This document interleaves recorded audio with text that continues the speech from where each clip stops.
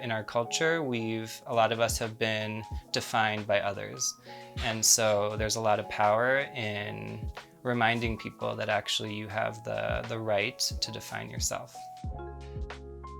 A big part of healing is a feeling of belonging and a sense of place and a sense of home. Our services are really needed. There's really been a shift into the responsibility of serving folks in the community, and yeah, just the breadth of who we're able to impact has been amazing.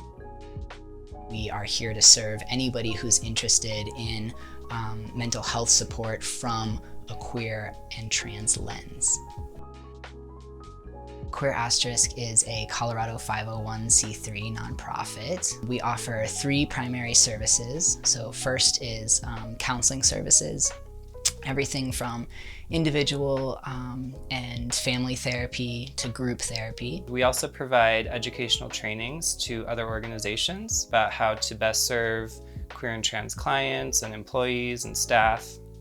And then the last branch of what we do is community events and programming. We offer virtual groups for the community, dance parties, and clothing swaps. For years, I've had queer writing group as an offering that used to meet once a month and then met once a week.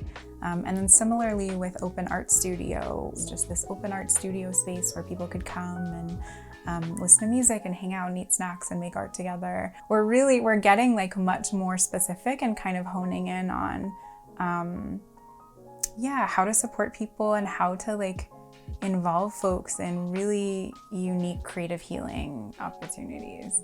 What we're really trying to provide is a space with a lot of permission and a lot of freedom for people to be who they are, uniquely themselves. We like to remind people that they have the freedom to transform and change.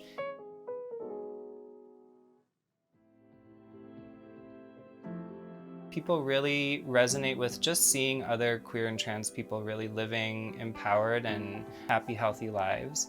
We all need people that we can look up to so that we can envision ourselves in the future in our lives. It normalizes queer and trans experience and contributes to a sense of belonging, and there is a future here for me.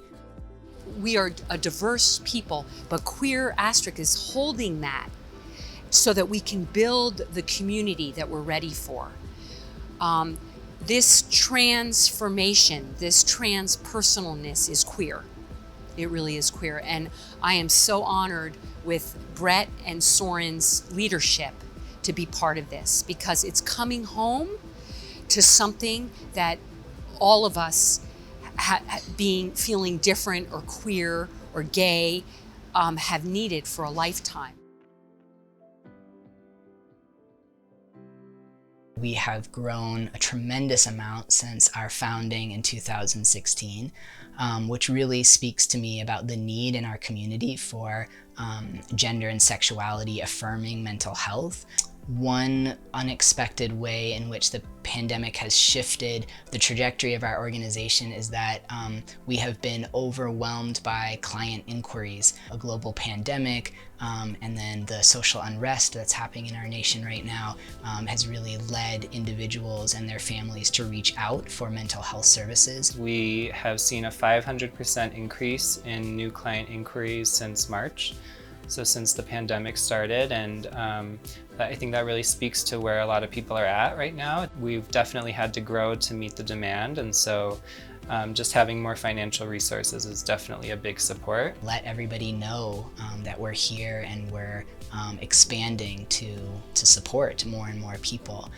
My inspiration in founding this organization with Sorin was to really create a place where we can remind each other that we're free to transform, we're free to change. You know, you don't have to be defined by your culture or your family. You really have the freedom to define yourself or not define yourself. Like, the gem of the vision for me is queer and trans people bringing their gifts into the world, is that we all have gifts and purpose, and that in our ways, all the ways that we participate in this community, we're bringing our gifts.